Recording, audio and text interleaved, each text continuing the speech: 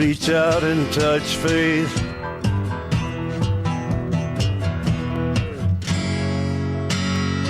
Reach out and touch faith. This is Lee Habib with Our American Stories, and it's time for our weekly Faith in Action segment.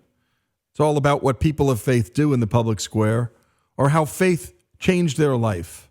We hear all the negative stories from the media, and they're certainly out there. But what about the positive ones? And that brings us to Our American Stories correspondent Alex Cortez with a remarkable piece on how faith changed one man's life. His name is Mike Eigelhart, and he ended up in prison. As I got put in jail, I really had no faith whatsoever. I was the kind of person that bartended for 13 years, was around all the people that were on the other side of the bar drunk, talking about how I needed to get saved and how I didn't know the God and I didn't know what it was, and I was standing on my side of the bar looking at them going, I'm doing the same thing that you are, except I'm not pretending like I'm not doing anything wrong, so I don't really see what I'm doing wrong. I see what you are. So to me, church and the church people and all that stuff at the point in my life was hypocrites. How did Mike end up there?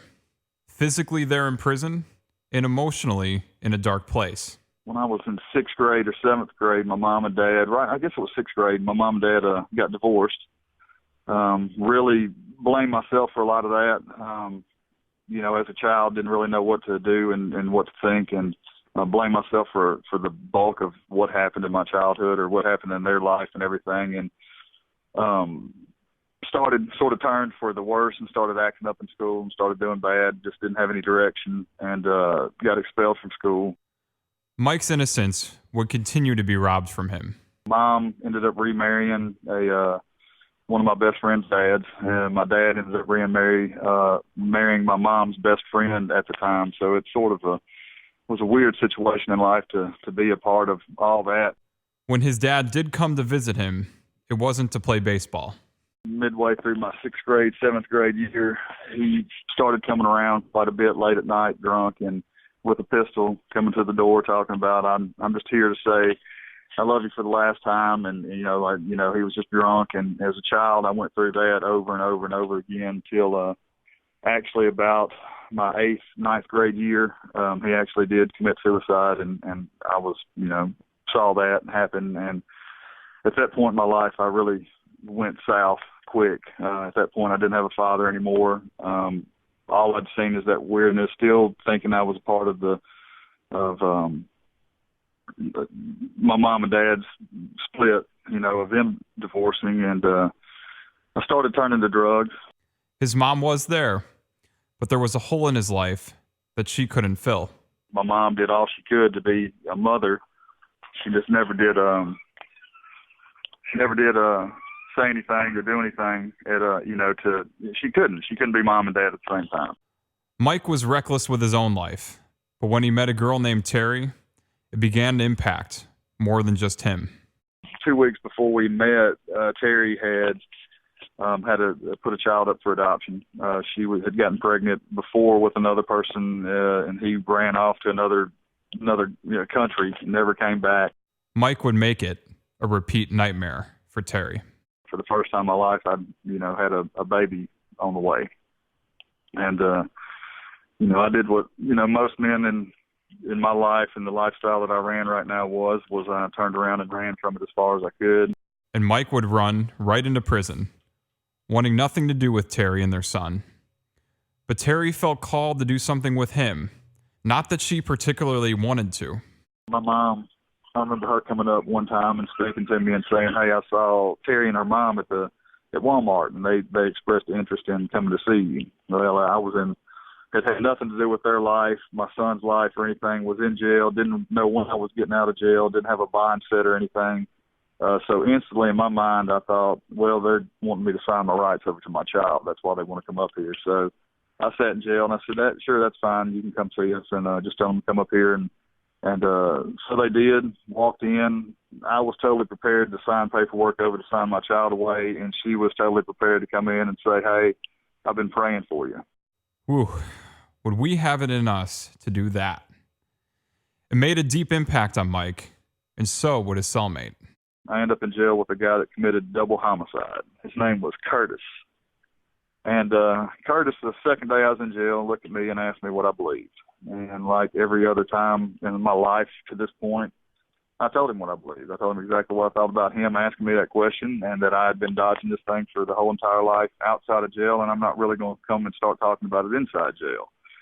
Well, in jail, I had 10 foot by 10 foot and really couldn't get no more where and run away. And Curtis didn't have nothing but a whole bunch of time to continue to talk to me about it. And he gave me a Bible. I still have it to this day. It's Freedom on the Inside.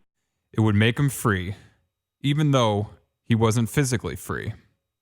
An irony a jailed Denzel Washington reflects on in the closing scene of his 2012 movie Flight. At least I'm sober. I thank God for that. I'm grateful for that. And this is going to sound real stupid coming from a man who's locked up in prison. But for the first time in my life, I'm free.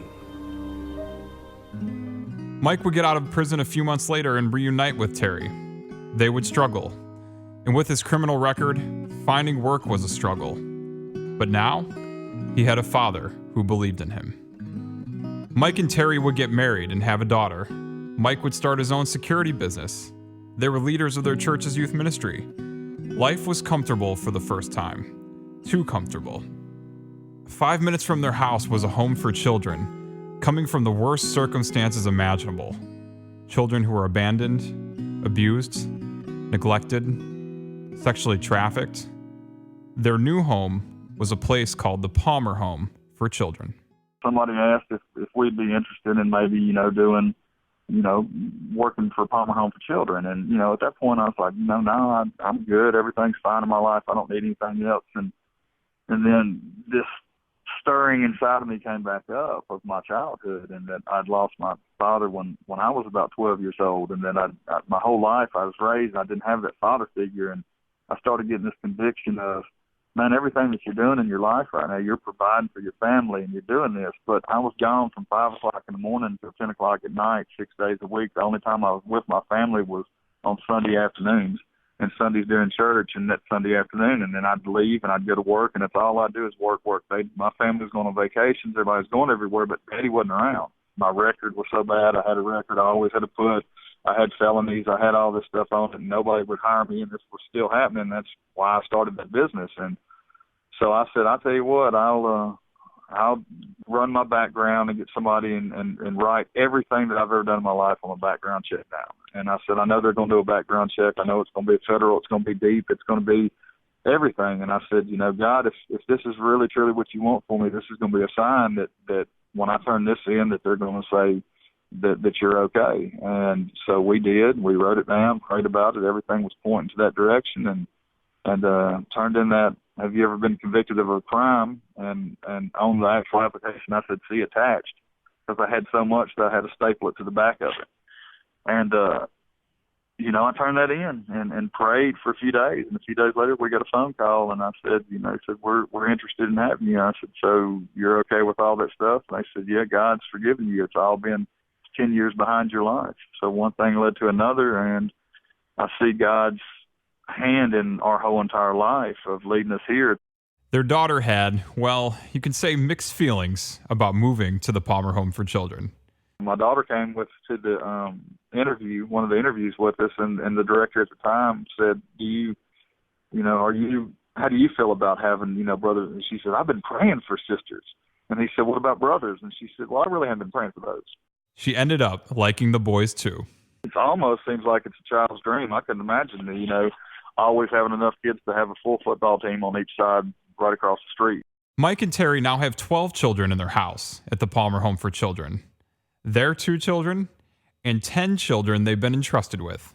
A man that had no father for his whole entire life and ran Fatherless forever is now being able to be a father to the fatherless. At that point in my life, I'd been so far along of realizing that God has orchestrated my whole life. Not that he made anything happen to me in the beginning of my life, but the decisions that I made and the path that I chose to lead sort of prepared me for where I am now, because it's easy for some people to say, I know how to, I know what you feel like. I know how you feel. I know how this. I know on that level, but I've never really been in that where I have been through about 90% of what all these kids come into that we're entrusted with every day. So I know what you're feeling. I've been there. I've lived that life, and I know that through all that everything that I tried to make the right answer, everything that I tried to use to fill the void of God, other than God, did not work for me.